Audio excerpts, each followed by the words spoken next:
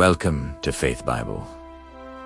Today, we delve into the full and detailed story of Elisha, the successor to Elijah, a prophet whose life was a testament to God's power and salvation. Elisha's journey begins not in glory, but in the humble fields of Babylon. As he was plowing with 12 yoke of oxen, the great prophet Elisha approached him. Without a word, Elijah threw his cloak over Elisha, a symbolic act of passing on the prophetic mantle. Elisha, understanding the gravity of the moment, left everything behind. He said his goodbyes, slaughtered his oxen, and used the wood from his plow to cook the meat, signifying a complete break from his past life to follow his divine calling. After Elisha was taken up to heaven in a whirlwind, Elisha's ministry began in earnest, marked by a double portion of Elisha's spirit. One of his first and most touching miracles was for a poor widow of a fellow prophet. Deep in debt and facing the horror of her 2 sons being taken into slavery, she cried out to Elisha for help.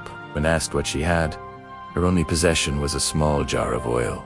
Elisha instructed her to gather as many empty jars as she could from her neighbors. She did so, and in an act of profound faith, she began to pour from her small jar. Miraculously, the oil did not stop flowing until every single jar was filled to the brim. She sold the oil, paid her debts, and saved her sons, a powerful demonstration of God's provision in times of scarcity. Elisha's fame spread, reaching even beyond Israel's borders. Naaman, the commander of the Syrian army, a great and respected warrior, suffered from leprosy. Hearing of the prophet in Israel, he traveled with riches and a letter from his king, seeking a cure. Elisha didn't even come out to meet him.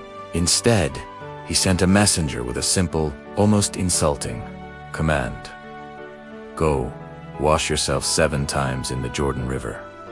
Enraged by this humility, Naaman nearly turned back, but his servants persuaded him to obey.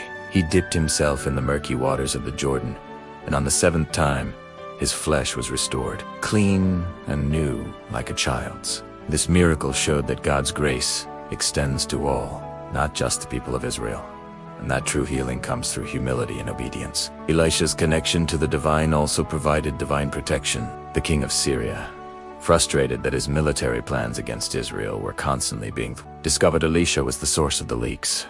Revealing his plans to the king of Israel, he dispatched a great army to the city of Dothan to capture the prophet. When Elisha's servant awoke to see the city surrounded by enemy horses and chariots, he was terrified. But Elisha prayed, and the servant's eyes were opened to see a greater reality.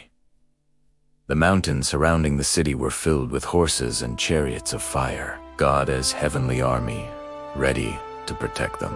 Elisha then prayed for the enemy soldiers to be struck with blindness, and he personally led the confused army to the capital of Israel, Samaria. Instead of destroying them, Elisha instructed the king of Israel to feed them and send them home, an act of mercy that brought temporary peace. His miracles were many, from purifying a deadly stew to making an iron axe head float, each act revealing the power and compassion of the God he served. Elisha lived a long life, faithfully guiding Israel. Even in his death, God's power worked through him. A man was being buried, and his body was hastily thrown into Elisha's tomb. The moment the body touched Elisha's bones, the man came back to life and stood on his feet. Elisha's life, from his humble calling to his miraculous ministry and even beyond his death, remains a powerful saga of faith, obedience, and the unending salvation of God. Like, share, subscribe, and follow Faith Bible for more.